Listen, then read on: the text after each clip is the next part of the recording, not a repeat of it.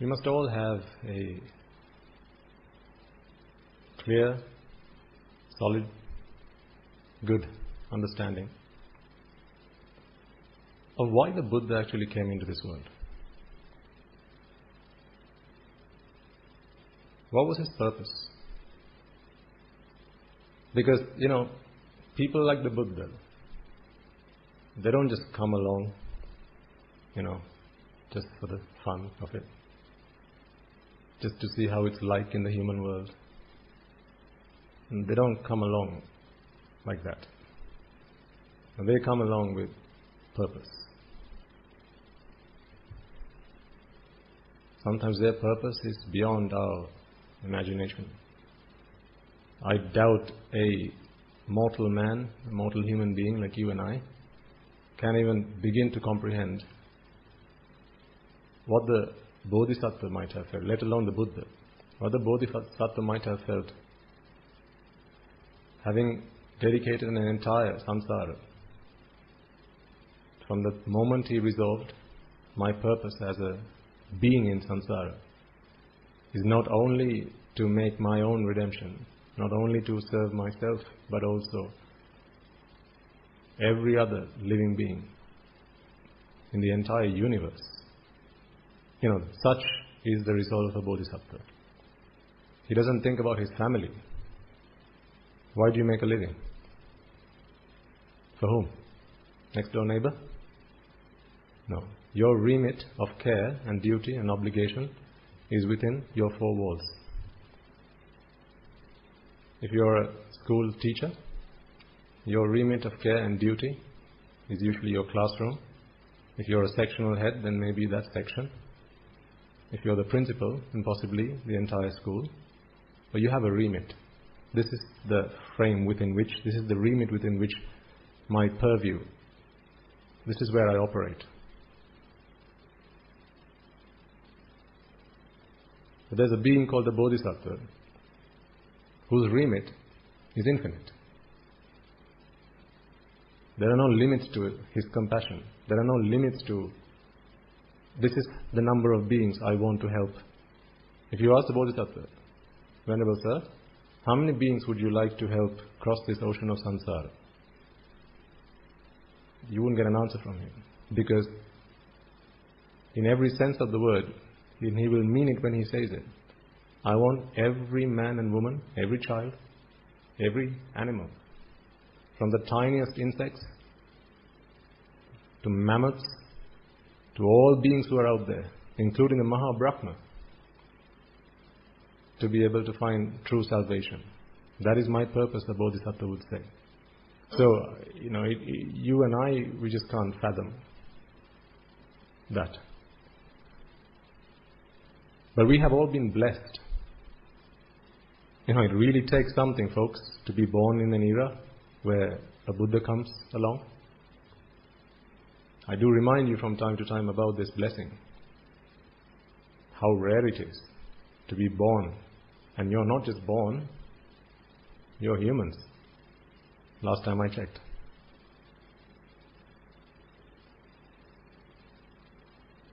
And you have got to listen to the teaching.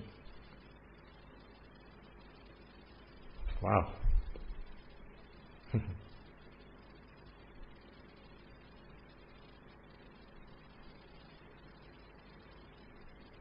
Considering all the beings out there, many trillions and trillions and trillions of beings out there with no hope. How lucky do you think you are? Because throughout samsara, we all searched for one thing, and that was happiness. The only problem was we were looking for it in all the wrong places. The Buddha is someone who comes along and says, what you're looking for is fine. It's just the way you're going about it is wrong. You're looking for the right thing in all the wrong places. That's why you ain't finding it. That's why you haven't found it yet. So we need to understand what is the purpose of a Buddha's advent into this world. You will know by now that the cause of all suffering is attachment. Right? Everyone knows that. Yeah? Is that a safe assumption? Everyone knows that? Attachment causes suffering. You know, the Buddha comes into this world and he preaches the Dhamma. He teaches you to let go. Agreed? No. The Buddha can't teach you to let go. That happens. He can't teach you to let go. You can't let go. That happens. Letting go happens. It's not something you do. It just happens. Okay, who here has aged deliberately? Okay, I'm aging today. Right. Okay, come on, let's age. Is that something you've done, or is that something that's just happened? It happened. Can you stop it? No, it just happens. You can't stop it. Letting go is like aging, in the sense that it just happens. But there is something that needs to happen before that. And that is seeing the truth. Realization. The Buddha's purpose of coming into this world is to help you realize the truth. That's all he really came into this world to do. Help you realize the truth. In other words, help you realize this is where you need to go about. You need to look for happiness. Throughout samsara, we thought happiness can be found in attaching ourselves to various things. Just look into your own lives. How did you find happiness from the day you were born to the day you came along to the teaching, or to the day you actually discovered the teaching? How did we find happiness in our lives? Was it not through attachment?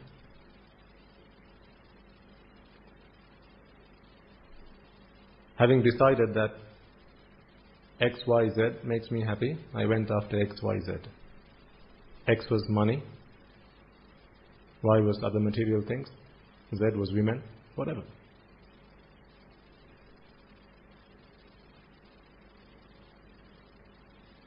So we thought, bringing all these things which possess happiness to me, they will leave me happiness and then they will go off. So I'm left with happiness. It's like we expected material things to deliver happiness to us. Like, when you ring up the pizza company, Pizza Hut, right? When can you deliver my pizza? We'll be there in 45 minutes, sir. Thank you very much. So like that, all those material things out there, we expected them to deliver happiness. Therefore, we kept inviting them into our lives. Just ask yourselves, from the day you actually began to listen to the Dhamma, did you let go, or did that just happen? Some of you might have tried to let go deliberately, intentionally letting go. That's not very effective. In fact, those deliberate letting goes actually only lead you to suffering even more. Because what happens then is the pressure, the stress, the strain, they start building up in your mind. Someone might decide, right from today, I'm not going to watch TV. They want to watch it, but they've just decided, no, I'm not going to watch TV. I want to let go watching TV. I want to let go, they think. So they stop watching TV. The TV is at home, they don't watch it. A week goes by, 2 goes by, 3 goes by. They still want to watch it. They're just forcing themselves not to watch it. What you don't know is actually what's happening in the mind is the pressure is building up. The urge is building up inside. It's going to keep building up, like if you've seen how after a rain, in the gutter, there's a few drops of rain or a few drops of water that's left behind start dripping into a pot or something. These drops are very tiny. You look at a drop of water and you go, that can't do anything. That's just a drop of water. It's nothing. But given enough time, it starts to accumulate. So given enough time, it's going to fill up the pot. And now you can't even lift it. It's so heavy. It's actually tiny drops of water that make up the oceans. Through the power of accumulation, the pressure that's building up inside of you will break you. And what's going to happen then is one day you won't be able to tolerate the pain, you won't be able to tolerate the stress, and then you go and sit down in front of the TV, switch it on, and now that stress relief that you experience will be ecstatic. You will experience that I have never experienced so much pleasure out of watching TV. Wow, this is what I've been missing over the last 3 weeks. And then that experience of pleasure that you feel at that time will bind you even more than when you were originally bound to that source of, well, apparently pleasure. Then the breaking that bond is going to be even harder. Because you switch on the TV after 3 weeks and you realize, this is what I've been missing all my life. Found it. It's going to be so difficult to break it after that. So the Buddhist philosophy, the Buddhist teaching, folks, is not to let go.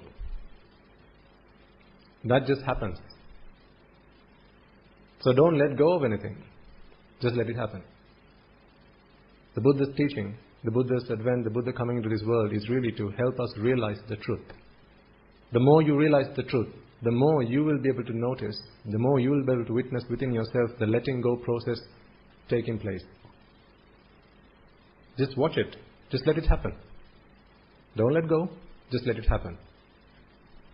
There are some things you have to let go though, whether you like it or not. These are the unwholesome deeds. That, let go. The Dasakusala, let go. Don't wait for that to the letting go to happen. That you mustn't wait for. You must let go of that immediately. If you kill, if you steal, if you engage in sensual or sexual misconduct, depending on how far you want to take it, if you lie, if you backstab, if you slander, if you engage in frivolous speech, and if you have thoughts of strong desire, covetousness, and ideas of permanent skepticism, those you have to let go. You can't wait for the letting go to happen eventually.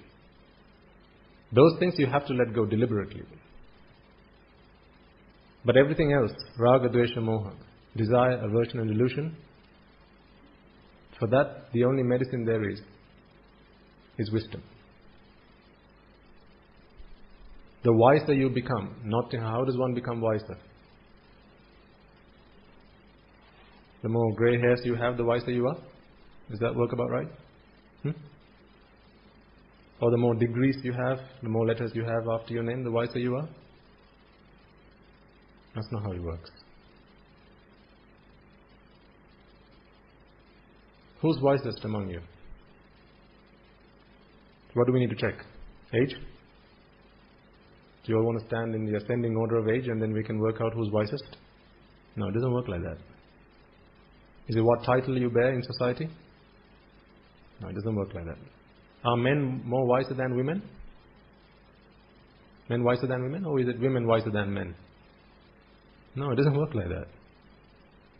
There's only one determining factor of how wise someone is, and that is their comprehension of the Dhamma. Not knowledge, not how much you know about the Dhamma.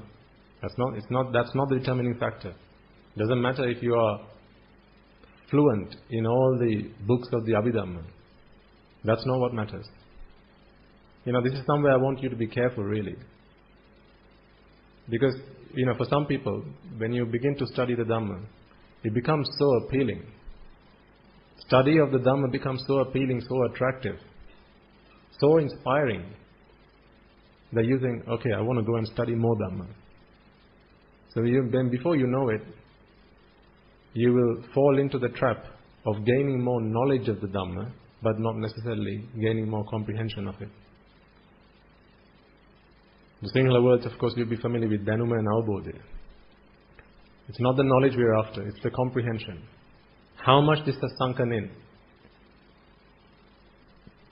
Usually how much you have been able to let go is a good acid test. How much letting go has happened. That is a good test.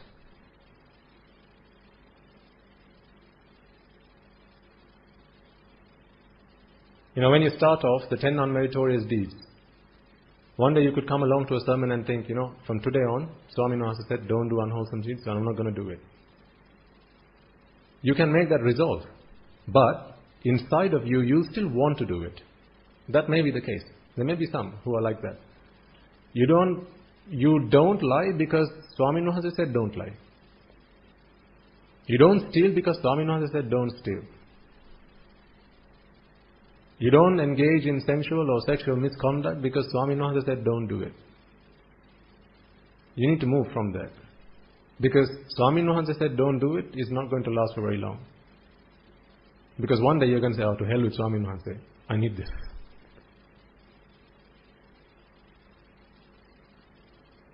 That's like your clutch balance. You can't be in clutch balance forever because your legs are going to tie and then you have to give way. You can't do that forever. He said so, she said so, my father said so, my teacher said so, so don't do it. It's very short-lived, that. We should be in this for the long haul. This is not a short-haul flight, long haul. Tolerating, bearing, being patient is not everlasting. It's very short-term, those fixes, very temporary fixes. Because the reason I talk to you about this is because there may be some among you. And this is good that you actually make effort to restrain yourself and keep away from the unwholesome deeds. And of course, try and do it. And continue to do it for as much as you can. But in the meantime, make sure you put in place a good foundation. Make sure you put in place a solid foundation, and that is the Dhamma. Because if you don't, pretty soon you won't be able to bear it. You won't be able to tolerate it. Some people, they come up to us and they say such things. Happened to have someone came along last week and said, Swami Nuhasa, as a married person, I restrained myself and I never gave in to sensual desires. I was honest to my partner. And even though there was the urge, I didn't give in. But now it's becoming difficult. It's becoming difficult. I've tried to restrain myself. I've tried to control myself because it's a bad thing. And I know I mustn't do it. I know I shouldn't do it, but I want to do it. Help me. So of course, in the Hampasal, they will have learned. Kamesu miccachara veramani sikkapadam samadhi. How many times might you have recited that? More than the number of hairs on your head by now. Those of you who still have hair left. I don't. I'm talking about myself actually. Don't worry. Oh, you all got lovely hair, okay?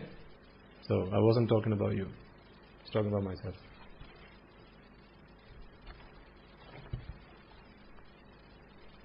See, that is very short-lived. Because the pressure will keep building up. There's a young audience here today, most of you. This is why I'm talking to you about some of these things.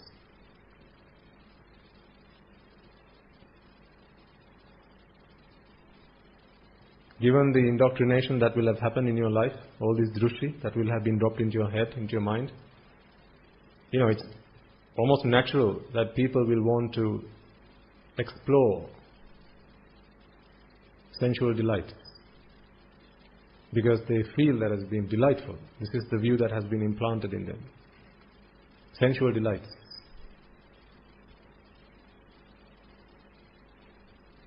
You will restrain yourself because it's the wrong thing to do. It's bad to do that. You could go to hell. I don't want to go to Apaya, so I'm not going to do it. But for how long can you do that? Because one day you're going to be, to hell with hell. I need this. And that day, you will need the Dhamma.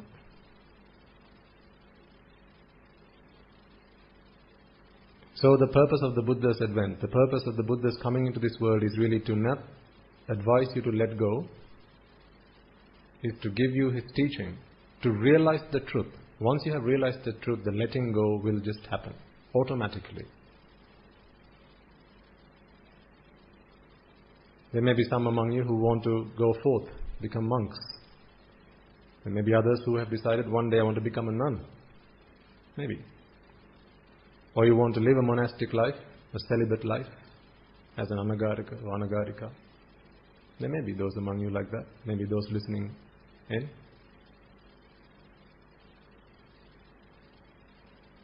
Earlier on today someone came along and this person wants to become an anagarika. So he's speaking to us and he's talking about his life.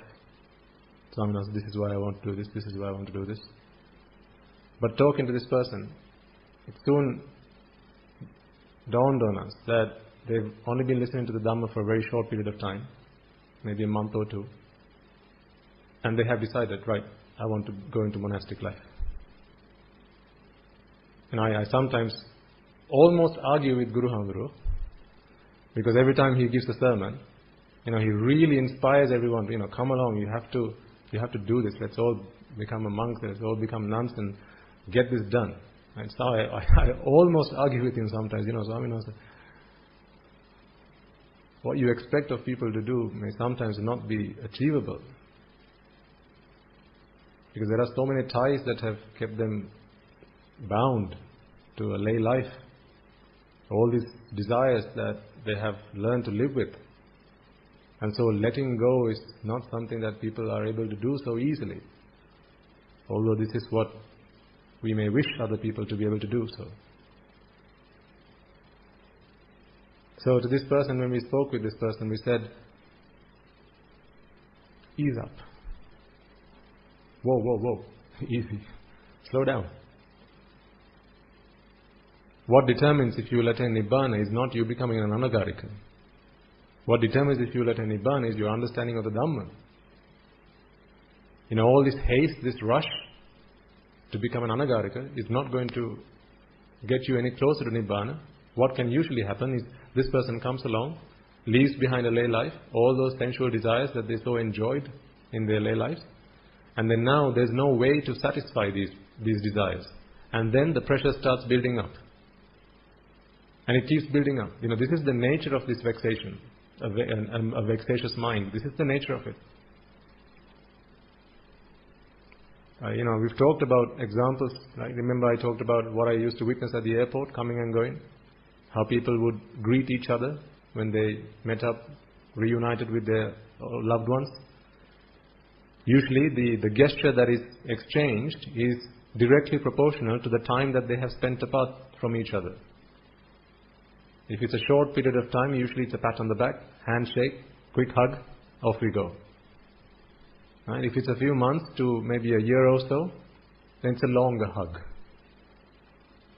There's usually a peck on the cheek, right? So all these niceties. And usually if it's several years, then tears of joy start to flood. That reunion lasts for like 5 minutes. The whole length of 5 minutes they're kissing and cuddling, and you're like, guys, get a room.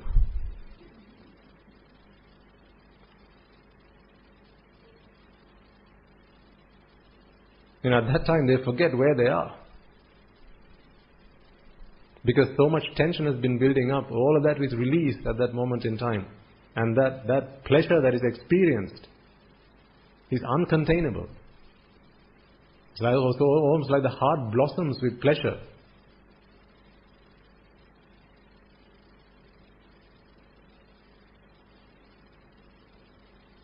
So, when you keep restraining yourself, when you want it but restrain yourself, all you need to do is allow time.